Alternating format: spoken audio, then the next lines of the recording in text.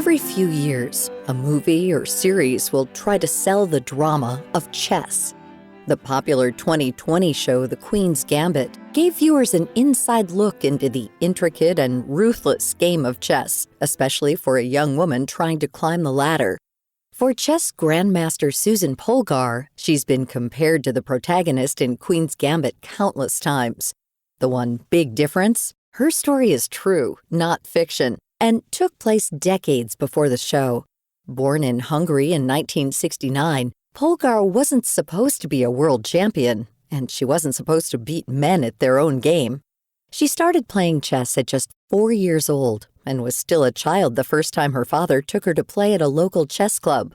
All the men there were shocked to see a little girl. There were no girls, no other women in the club. It was a room full of smoke, middle-aged to elder men.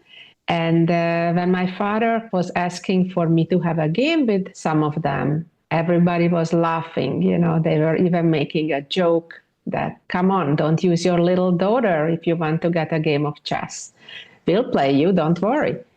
He said, no, he insisted. It's really my daughter who would like to get a game. And, you know, they couldn't believe their ears until finally one of them said, okay, I'll play your little daughter. Polgar had to sit on a stack of books to peer over the chessboard. Men laughed, but those snickers soon turned to silence as they watched her dominate the game. It was the first of many rooms she'd enter where people didn't think she belonged. Her father wasn't conventional either. He believed that talent was taught, not inherited. He homeschooled Susan and her 2 younger sisters, Judith and Sophia, placing a heavy emphasis on the game of chess. Today, all 3 sisters are chess prodigies, and Judith is widely recognized as the greatest female chess player of all time. It was really a fantastic journey with my sisters that at first I was helping them. Eventually we were partners, and especially Judith has been helping me as well. And she took the family tradition to even the next level, at one point becoming a top 10 player in the world among men. But well before Judith's rise, Susan paved the way for women's inclusion in chess.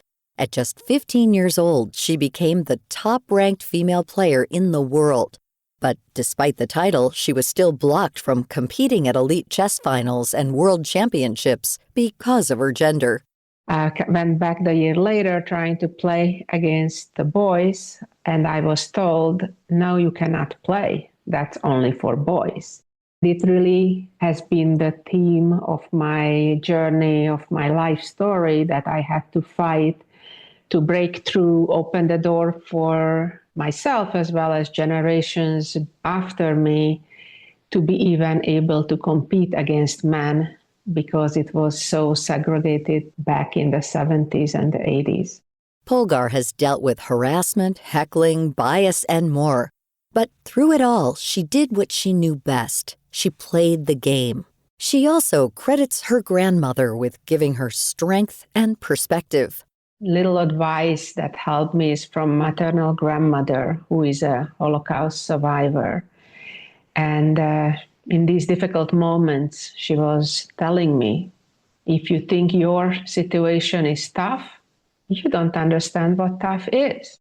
And, I managed to put it in perspective that, yes, it's difficult, it may be unfair, it's hard, but at the end of the day, I have the opportunity to work even harder and prove myself on the chessboard.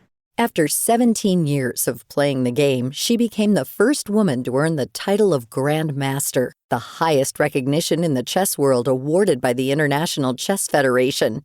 She became a Grandmaster by reaching the same performance standards as men, not through a title reserved for women. Polgar says that this was a crowning moment in her career.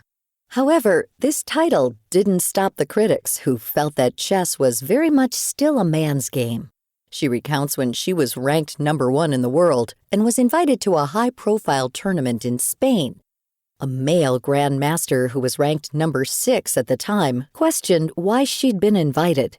In the second round of that event, I faced him in the competition, and I was so determined to show him why. And I'm so proud that I was able to defeat him and win that game. And I think that's always the best answer to people who doubt your abilities, people who try to belittle you, belittle women, to show them with action. And that's what I did at that event. After relocating to the U.S. in 1994, she founded the Susan Polgar Institute for Chess Excellence, also known as SPICE, to train the next generation of elite chess players.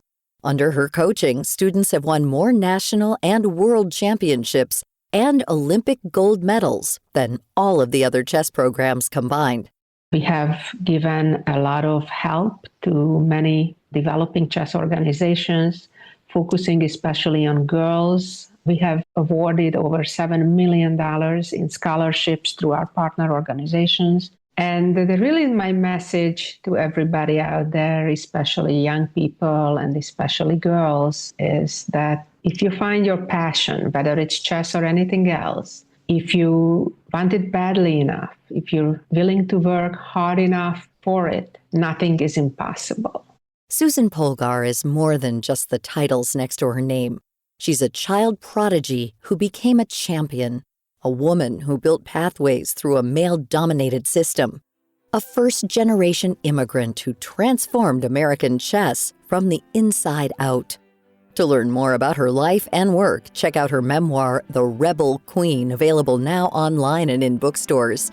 This story was written by our executive producer, Amira Zaveri. Our studio manager is Jason Dickey. I'm Marty Peterson.